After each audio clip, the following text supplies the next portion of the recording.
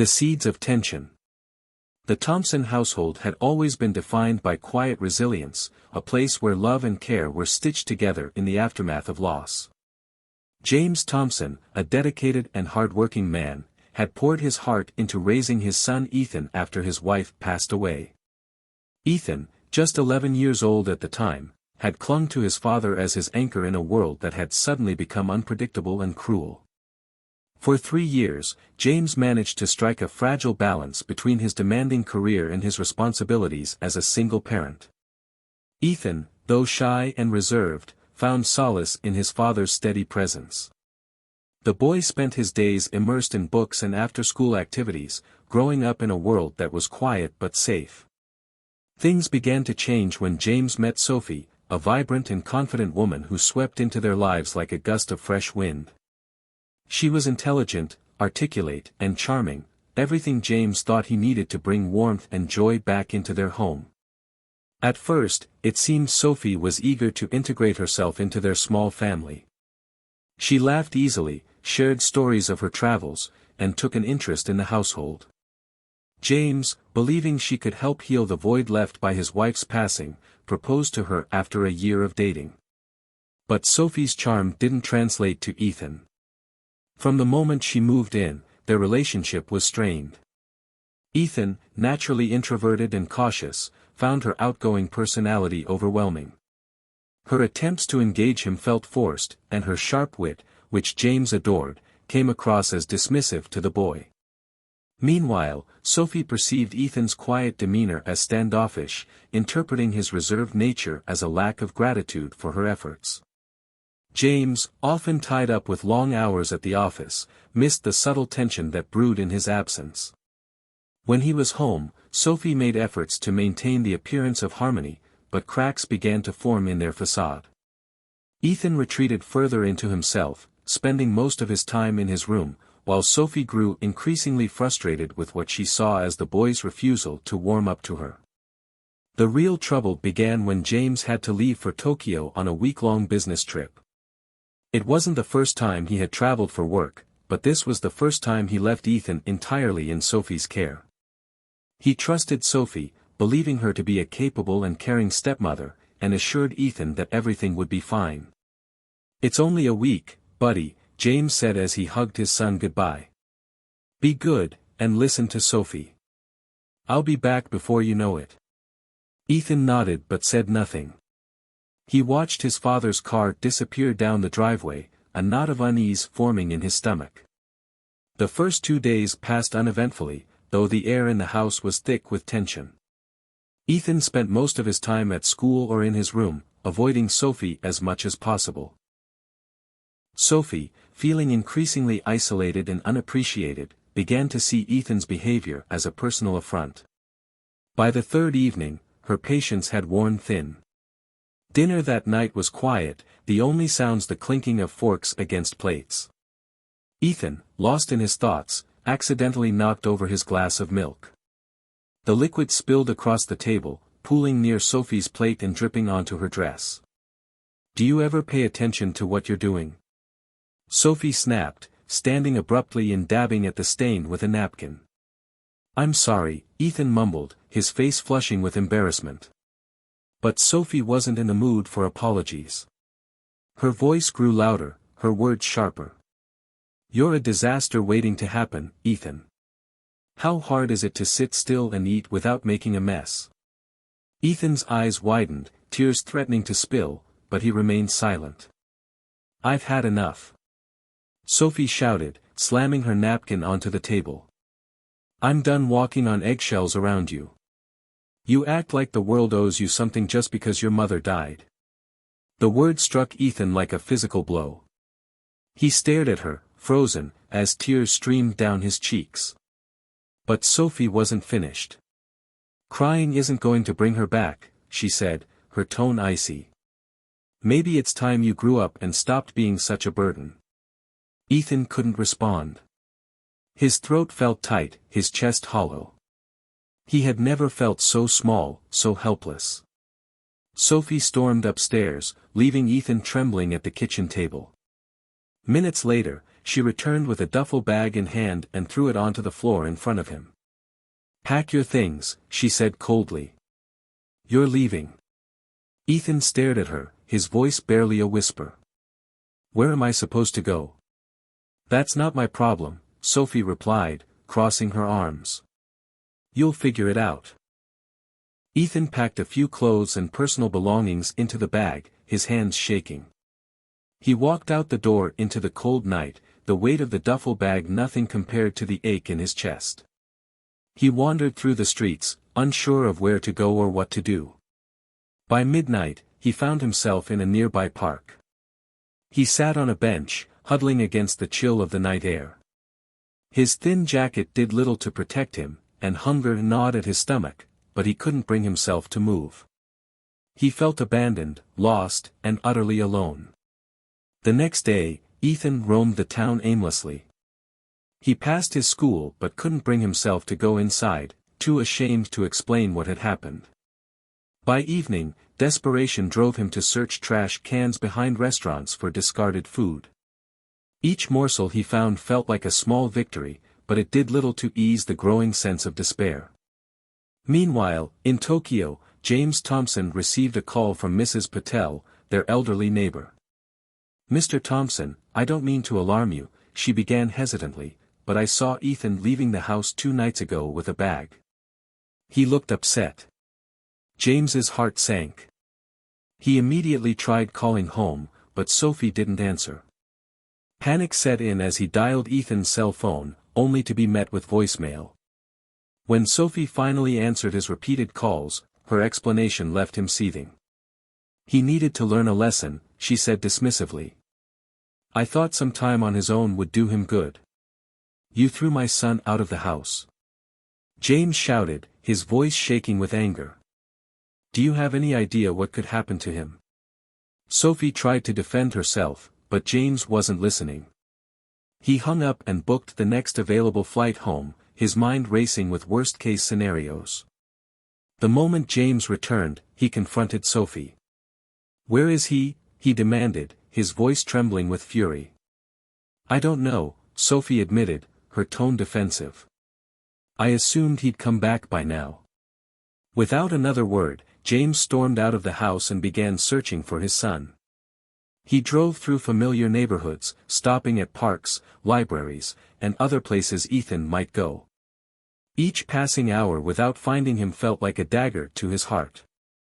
James couldn't shake the image of his son out there alone, cold and scared. He vowed to do whatever it took to bring Ethan home, unaware of the journey that lay ahead, a journey that would test his resolve, his love, and his understanding of what it meant to be a father. The search begins. James Thompson sped through the familiar streets of his suburban neighborhood, his hands gripping the steering wheel so tightly that his knuckles turned white. His mind raced with worry, each thought darker than the last. Where could Ethan have gone? Was he safe? Was he warm? These questions gnawed at him, feeding his growing panic. His first stop was the neighborhood park, a place Ethan used to visit when he was younger. James scanned the area, his eyes darting over every bench, swing set, and walking path. The park was quiet, the late hour leaving it deserted except for the occasional jogger. James stepped out of his car, calling Ethan's name into the cold night air. His voice echoed back to him, but there was no response. "Ethan," he shouted, desperation creeping into his tone. The silence that followed was deafening. James drove to Ethan's school next, thinking perhaps his son might have sought refuge in a place he considered familiar.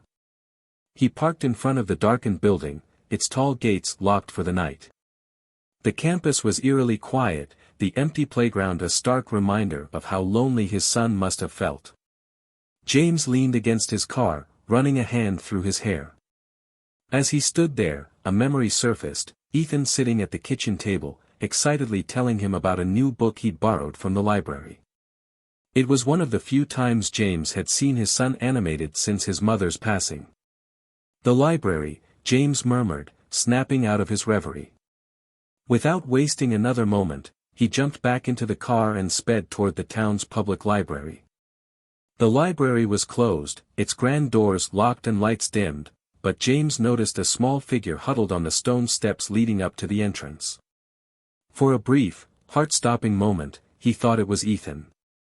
He hurried out of the car, but as he approached, the figure turned out to be a homeless man wrapped in a tattered blanket. James apologized softly and returned to his car, his shoulders slumping under the weight of his disappointment. With no other leads, James decided to canvass the area, driving slowly through streets and alleys, scanning for any sign of his son. The minutes stretched into hours, and the knot in his stomach tightened with each passing moment. He thought about calling the police but hesitated. Sophie's admission that she'd kicked Ethan out would complicate matters, and the last thing James wanted was to drag Ethan into a bureaucratic ordeal. Instead, he pulled into a gas station, his hands trembling as he dialed the one person who might be able to help, Mrs. Patel, their neighbor. She had been the one to inform him of Ethan's departure, and James hoped she might have noticed something else. "Mrs. Patel," James said when she answered, his voice hoarse, "I need your help. Did you see which direction Ethan went? Did he say anything to you?" The elderly woman sighed on the other end of the line. "I wish I could tell you more, James. I only saw him walking toward the main road. He looked upset, but I didn't want to pry." "Thank you," James said, trying to keep his voice steady. "If you think of anything else, please call me." Exhausted but refusing to give up, James drove aimlessly, his mind replaying moments from Ethan's childhood. He thought about how resilient his son had been after his mother's passing, how he tried to be strong even when he was clearly hurting. James also thought about his own failures, the late nights at work, the missed soccer games, the times he'd been too preoccupied to notice his son retreating further into himself. How could he have let things get to this point? How had he not seen the tension between Ethan and Sophie growing? As dawn broke, James found himself in the town center. The streets were beginning to stir with the morning rush, and he realized he hadn't eaten or slept since returning from Tokyo. He stopped at a small diner, hoping a cup of coffee might clear his mind. As he sat at the counter, absently stirring cream into his coffee, he overheard a conversation between two waitresses. "Did you see that boy last night?" one of them said. "The one digging through the trash behind Mario's pizzeria. Broke my heart." James's head shot up. "Excuse me," he said, his voice urgent. "Did you say you saw a boy digging through the trash?" The waitress, a middle-aged woman with kind eyes, looked at him sympathetically. "Yeah, a young boy, couldn't have been more than 13 or 14. He looked like he hadn't eaten in days." James felt his chest tighten. "Do you know where he went?" She shook her head. "I offered him some food, but he ran off before I could bring it out. Looked scared." "Thank you," James said, leaving money on the counter and rushing out the door. He drove straight to Mario's pizzeria, parked behind the building, and began searching the alley. The smell of discarded food and damp cardboard filled the air, but there was no sign of Ethan. Frustrated but determined, James decided to expand his search. He began asking passers-by if they'd seen a boy matching Ethan's description. Most shook their heads, but one woman, a street vendor setting up her stand, paused thoughtfully. "I think I saw a boy like that yesterday evening," she said. "He was sitting on a bench in Centennial Park. Looked like he was crying." James thanked her and sped off toward the park, hope flickering in his chest. When he arrived, he parked hastily and ran toward the benches near the fountain. He called Ethan's name, his voice echoing through the park, but there was no response. He checked every bench, every corner of the park, but his son was nowhere to be found. Defeated, James sank onto a bench, his head in his hands. He felt like he had failed Ethan, not just in this moment but in all the moments that had led up to it. He thought about Sophie's words, her cold dismissal of his son, and his own role in enabling her behavior. How had he allowed someone so unkind to become a part of their lives? As James sat there, his phone buzzed. It was a text from Mrs. Patel. James, a boy matching Ethan's description, was seen near the train station. "You should check there." James's heart leapt. He jumped into his car and sped toward the station, weaving through traffic as adrenaline coursed through his veins. When he arrived, he parked haphazardly and ran inside, scanning the bustling crowd for any sign of his son. "Ethan," he called, his voice rising above the din of announcements and chatter. "Ethan, where are you?" At first, there was no response, just the hurried footsteps of commuters rushing to catch their trains. But then, out of the corner of his eye, James saw a small figure sitting on a bench near the ticket counter, a duffel bag at his feet. "Ethan!" James shouted, relief washing over him as he ran toward his son. Ethan looked up, his face pale and his eyes red from crying. The moment he saw his father, he burst into tears. "Dad," he whispered, his voice trembling. James knelt in front of him, pulling him into a tight embrace. "I'm so sorry, Ethan. I'm so sorry I wasn't there." Ethan clung to his father, the weight of the past few days spilling out in choked sobs. "You're coming home with me," James said firmly, his voice filled with a determination he hadn't felt in years. "And I promise you, son, things are going to change." As James helped Ethan to his feet and led him out of the station, he felt a renewed sense of purpose. He had found his son, but the journey to repair their fractured family was just beginning. And this time, James was determined to get it right. Healing the wounds. The drive home from the train station was quiet, save for the faint hum of the car's engine. James occasionally glanced at Ethan, who sat in the passenger seat staring out the window, his duffel bag clutched tightly in his lap. The boy's face was pale, and his eyes were downcast, as if he was too exhausted to even look up. James's heart broke anew every time he looked at his son. "I'm sorry, Ethan," James said softly, breaking the silence. "I should have been here. I should have protected you." Ethan didn't respond immediately. After a long pause, he whispered, "Why does she hate me?" James's hands tightened on the steering wheel. He didn't know how to answer. How could he explain the bitterness and cruelty Sophie had unleashed on his son? How could he justify letting her into their lives in the first place? "She doesn't hate you," James said finally, though the words felt hollow. "But what she did was wrong. It should never have happened. And I promise you, it will never happen again."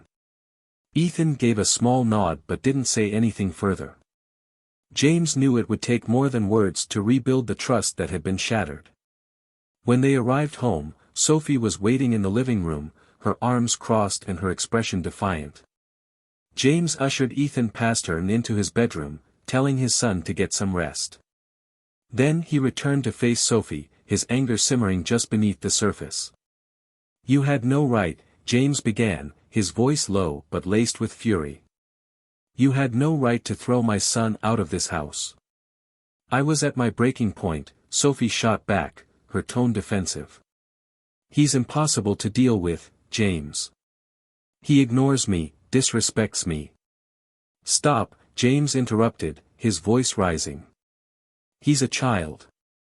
A child who's been through more pain than most adults could handle. And instead of trying to understand him, you decided to punish him for existing." Sophie's face hardened. "I didn't sign up to be a stepmother to a kid who shuts me out at every turn.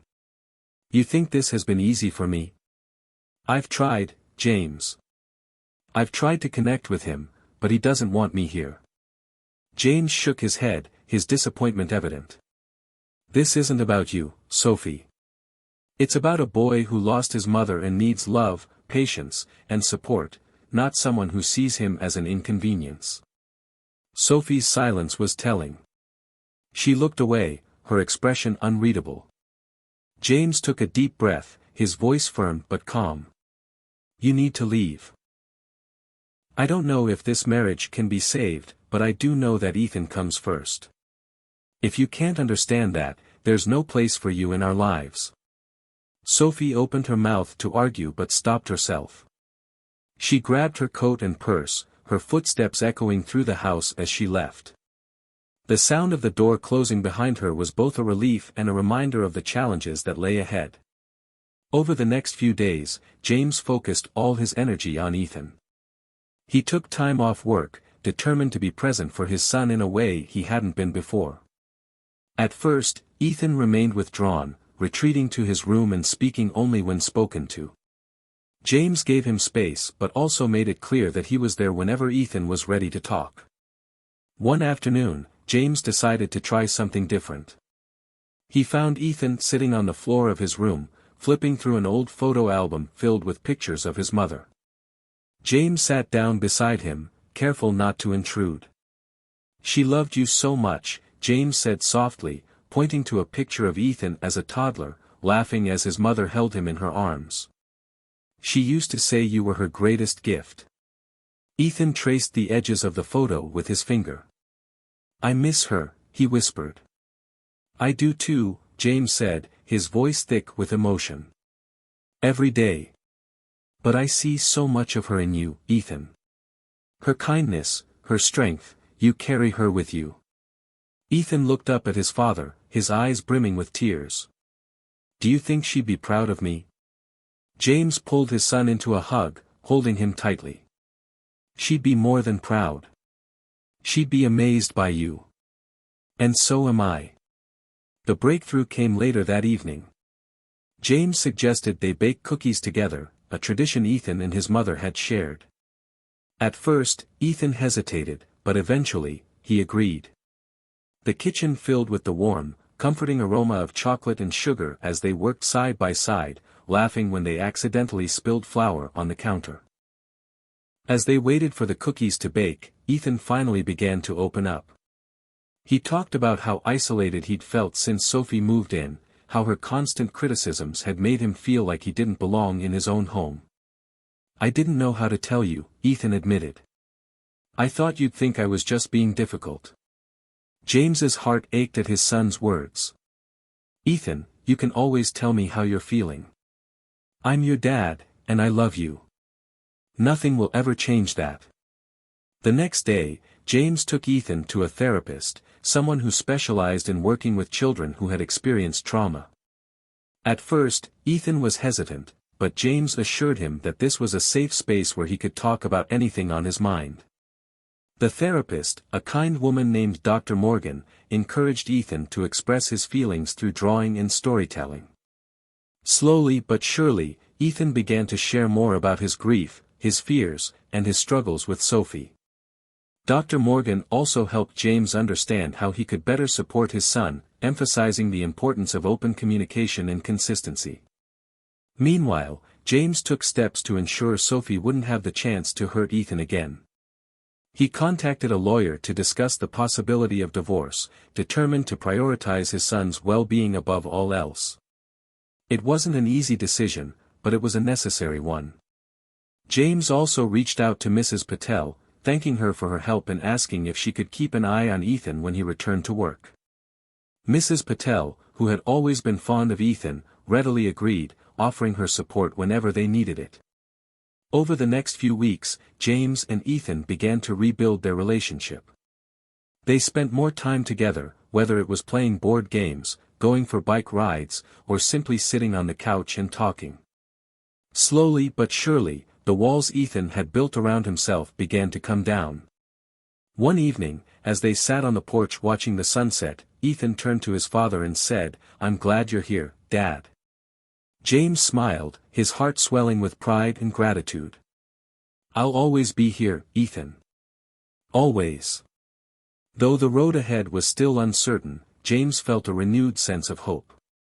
He had made mistakes, but he was determined to learn from them and be the father Ethan deserved.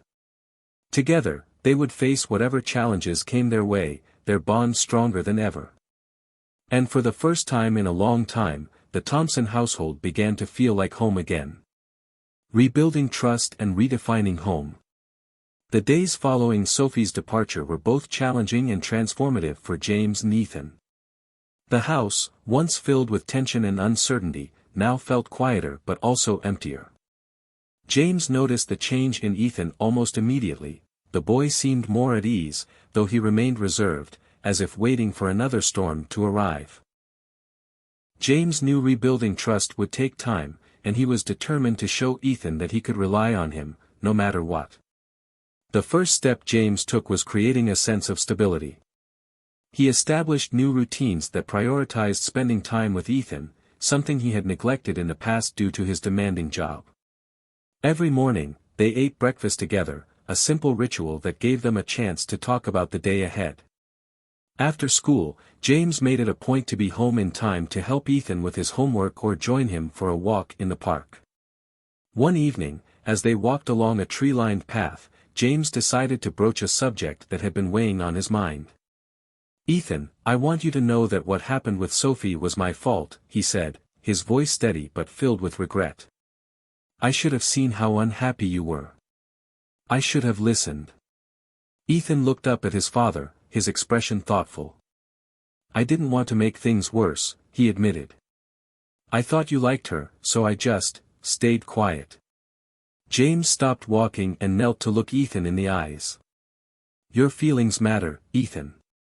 If something ever bothers you again, I need you to tell me. Promise me, okay?" Ethan hesitated but eventually nodded. "Okay, Dad." It was a small step, but James felt a glimmer of hope. They were beginning to bridge the gap that had grown between them. As part of their healing process, James and Ethan started attending family counseling sessions with Dr. Morgan, the therapist James had introduced to Ethan. During one session, Dr. Morgan encouraged them to share a favorite memory of their family before Sophie. "I remember when Mom and I made pancakes together," Ethan said, his voice tinged with nostalgia. "She'd always let me flip them, even though I'd mess up half the time." James smiled. "She did the same with me. Except I think I messed up more than you did." They laughed, the shared memory bringing a warmth that had been absent for far too long. Dr. Morgan pointed out how these moments of connection could serve as a foundation for rebuilding their bond. "You both have a lot of love for each other," she said. "Now it's about finding ways to express that love consistently." Inspired by the session, James decided to revive the tradition of Saturday morning pancake breakfasts. The first attempt was a messy but joyful affair, with flour dusting the countertops and batter splattered on their clothes. They laughed until their stomachs ached, and by the time they sat down to eat, the kitchen was filled with the comforting aroma of syrup and butter. As they ate, Ethan looked up at his father and said, "This feels like before. Like when Mom was here." James felt a lump in his throat but managed a smile. "I think she'd be happy to see us like this." While their bond grew stronger, James also took steps to address Ethan's lingering insecurities. He enrolled Ethan in a martial arts class, hoping it would help him build confidence and develop a sense of empowerment. At first, Ethan was hesitant, but he quickly took to the structured environment and supportive instructors. During one practice session, Ethan successfully executed a move he had been struggling with for weeks. The pride on his face was unmistakable, and when he saw James clapping from the sidelines, his smile widened. "You did great, buddy," James said as they walked to the car. "I'm proud of you." "Thanks, Dad," Ethan replied, his voice filled with a newfound confidence. James also worked on repairing the relationships that had been strained by Sophie's presence. He reconnected with their neighbor, Mrs. Patel, who had been a lifeline during the ordeal. "I can't thank you enough for looking out for Ethan," James said during one visit to her home. "You were there when I wasn't, and I'll never forget that." Mrs. Patel waved off his gratitude. "You're a good father, James. You just lost your way for a while. But I can see how much you're trying now, and that's what matters." Her words reassured James, reminding him that while he couldn't change the past, he had the power to shape the future. As the weeks turned into months, Ethan began to thrive. His grades improved, and he started participating in school activities, even joining the chess club. James attended every tournament, cheering loudly when Ethan won and offering encouragement when he lost. One evening, after Ethan had gone to bed, James found himself sitting in the living room, looking through old photo albums. He lingered on a picture of his late wife, her smile radiant as she held a young Ethan in her arms. He realized that while he couldn't bring her back, he could honor her memory by being the best father he could be. The turning point came during a school open house, where Ethan's teacher pulled James aside. "Ethan's been doing wonderfully," she said. "He's come out of his shell and is participating more in class. Whatever you're doing, keep it up." James felt a surge of pride. He had spent so much time doubting himself, wondering if he was doing enough, but hearing those words confirmed that they were on the right track. That night, as James tucked Ethan into bed, he said, "I'm proud of you, Ethan. Not just for how well you're doing in school, but for how strong you've been through everything." Ethan looked up at his father, his eyes shining with gratitude. "Thanks, Dad. I'm proud of you too." James's heart swelled. In that moment, he knew that while their journey had been difficult, it had brought them closer than ever. They were no longer just surviving, they were building something stronger, something unbreakable. The Thompson household was no longer defined by quiet resilience, it had become a place of love, trust, and growth. And as James watched Ethan drift off to sleep, he felt a deep sense of peace, knowing that together, they could face anything that came their way. Facing the past, forging the future. Months had passed since Sophie left the Thompson household, and the changes in their lives were palpable. The once tense atmosphere of the home had transformed into a haven of warmth and understanding. James had committed himself to being the father Ethan needed, but there was still an unspoken weight hanging over their newfound peace, a need to confront the lingering pain and unanswered questions from the past. One crisp Saturday morning, James and Ethan decided to visit the cemetery where Ethan's mother, Sarah, was buried. It wasn't an easy decision for either of them. For James, it was a chance to face the guilt he carried for how he had handled the aftermath of Sarah's death. For Ethan, it was an opportunity to reconnect with his mother's memory and find a sense of closure.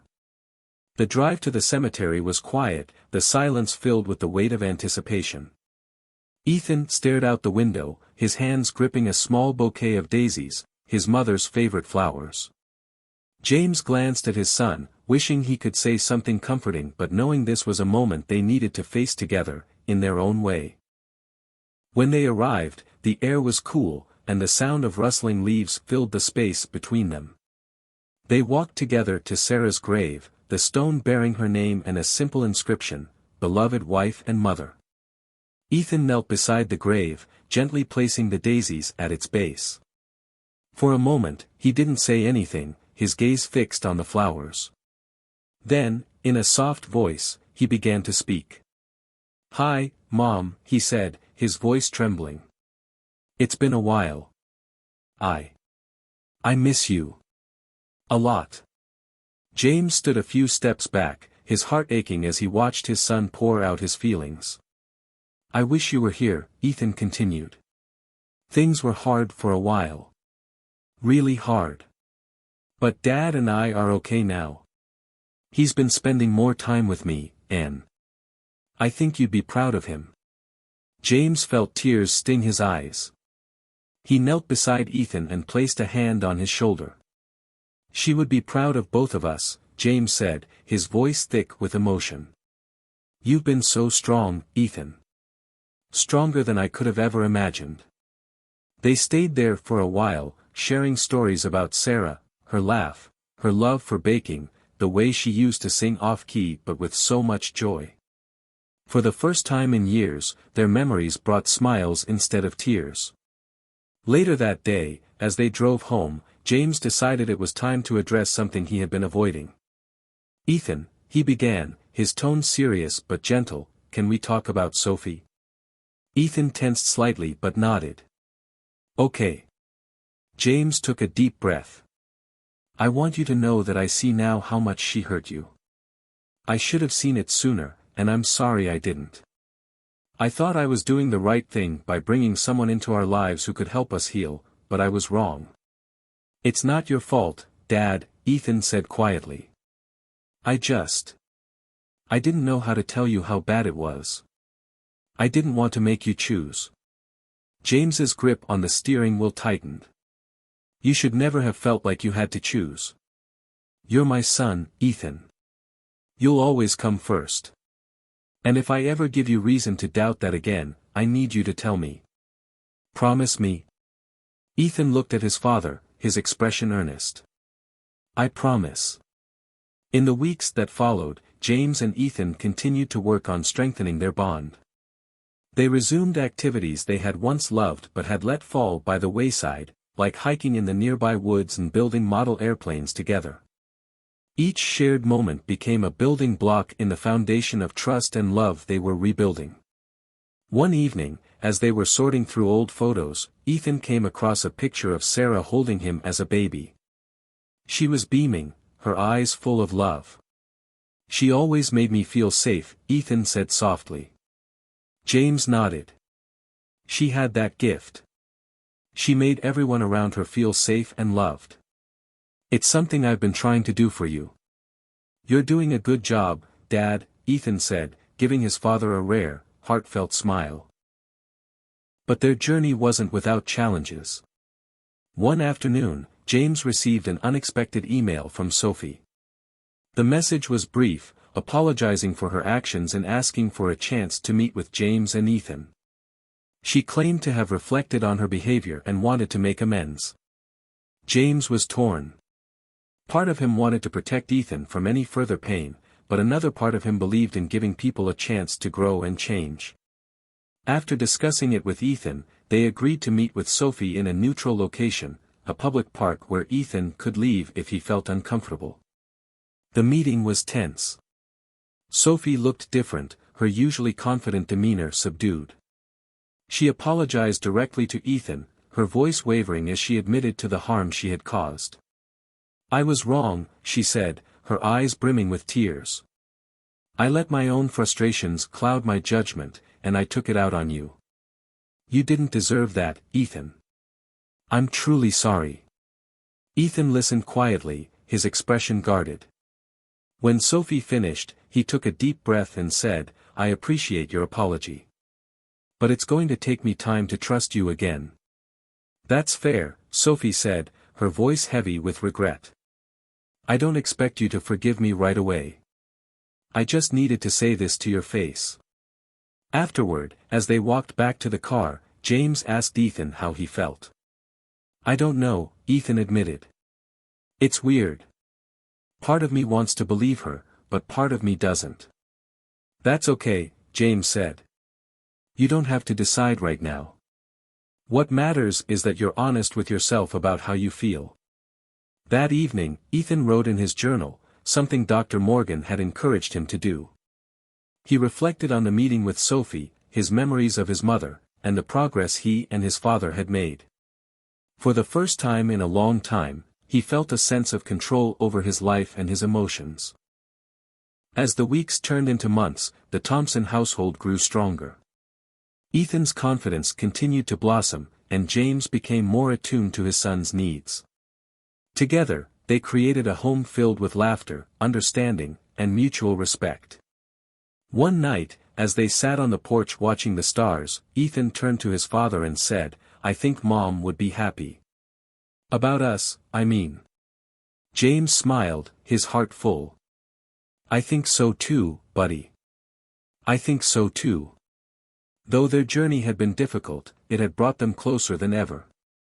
They had faced loss, pain, and uncertainty, but they had emerged stronger, ready to face the future together, no matter what it held.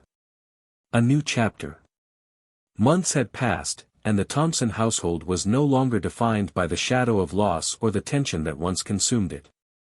Instead, it had become a place of hope, growth, and unconditional love. Yet, James knew the journey wasn't over.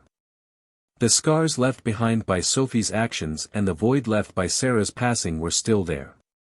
But scars, James believed, were reminders of strength, not weakness. A symbol of healing. One crisp autumn morning, James suggested something that surprised Ethan, planting a garden. Ethan raised an eyebrow, unsure of what his father was getting at. A garden? Ethan asked, skeptical. Why? James smiled. It's something your mom and I always wanted to do. We talked about it all the time but never got around to it. I think it's time we make it happen. It'll be our way of creating something beautiful together, something that grows." Ethan thought about it and nodded. "Okay. But I get to pick the flowers." The next weekend, they visited a local nursery. Ethan wandered through rows of vibrant blooms, pointing out marigolds, daisies, and lavender, all flowers that his mother loved. James added a few vegetable seeds to the mix, suggesting they plant tomatoes and cucumbers to try their hand at growing food. Back at home, they spent hours digging, planting, and watering. Their hands were covered in soil, but their laughter filled the yard. As they worked, James noticed something remarkable. Ethan seemed lighter, freer, as though the act of nurturing life was helping him heal. "Mom would have loved this," Ethan said as he patted down the soil around a marigold plant. James placed a hand on his son's shoulder. "She would have been proud of you, Ethan." "I know I am." Sophie's second chance. Though James and Ethan had moved forward, Sophie's apology lingered in their minds. James noticed Ethan reflecting on their meeting, occasionally bringing it up in their therapy sessions with Dr. Morgan. "She seemed different," Ethan admitted one afternoon. "But I don't know if I can trust her again." Dr. Morgan nodded. "Trust takes time, Ethan. It's okay to feel conflicted. What's important is that you decide what feels right for you." One evening, Sophie sent James a letter. In it, she explained that she had started volunteering at a youth center, working with children who had experienced trauma. She expressed a desire to atone for her actions, not just to Ethan but to herself. James shared the letter with Ethan, who read it carefully. After a long pause, Ethan said, "Maybe she's trying.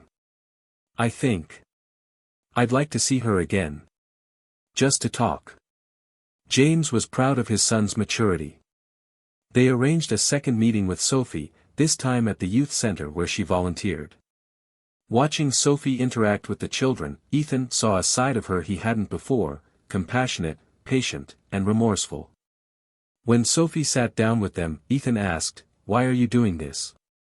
Sophie took a deep breath. "Because I needed to change, Ethan. I didn't realize how much pain I was carrying, and I took it out on you. That was wrong. Helping these kids, it's my way of trying to be better." Ethan considered her words and nodded slowly. "I think that's a good thing. But I still need time." Sophie smiled softly. "I understand. Take all the time you need." A milestone for Ethan. As the holiday season approached, Ethan surprised James by expressing interest in auditioning for a role in his school's winter play. It was an unexpected but welcome development. Ethan had always been shy, and performing in front of an audience seemed out of character. "I think it'll be fun," Ethan said, shrugging. "And Mrs. Parker said I'd be good for the part." James encouraged him wholeheartedly, attending every rehearsal and helping him practice his lines at home. On opening night, James sat in the front row, beaming with pride as Ethan took the stage. His son delivered his lines with confidence, earning a standing ovation from the audience. After the show, Ethan ran up to James, his face glowing with excitement. "Did you see me, Dad?" "I did," James said, pulling him into a hug. "You were incredible." For the first time, Ethan began to see himself as more than the shy, quiet boy he'd always been. He realized he could step out of his comfort zone and thrive. A letter to Sarah. As the year drew to a close, James found himself reflecting on everything he and Ethan had overcome. He decided to write a letter to Sarah, something he hadn't done since she passed. He sat at the kitchen table late one night, pen in hand, and began to write. Dear Sarah. It's been a while since I've written to you, but I wanted to tell you about everything that's happened. Ethan is doing so well. He's growing into such a kind, brave young man, just like you always said he would. We've been through a lot this year. I made mistakes, but I'm learning, and I think I'm finally becoming the father Ethan needs me to be. I wish you could see him now. He's stronger than I ever realized, and I know he gets that from you. We started a garden, something we always talked about. It's beautiful, Sarah. It reminds me of you. Thank you for giving me the best gift of my life, our son. I promise to keep making you proud, for both of us. Love. James *. James folded the letter and placed it in a small box where he kept mementos of Sarah. It wasn't just a letter, it was a promise to continue building the life they had envisioned for their family. The beginning of a new chapter. On New Year's Eve, James and Ethan sat together on the couch, watching the countdown on TV. As the clock struck midnight, James raised his glass of sparkling cider and clinked it against Ethan's. To a new year, James said. And to us. Ethan grinned. To us. They sat in comfortable silence, watching the fireworks light up the night sky. For the first time in years, their home felt complete, not because it was perfect, but because it was filled with love, trust, and hope for the future. Though the journey had been difficult, James and Ethan had emerged stronger, ready to face whatever lay ahead. Together, they had rewritten the story of their family, proving that even in the face of loss and hardship, new chapters could be written, filled with resilience and joy.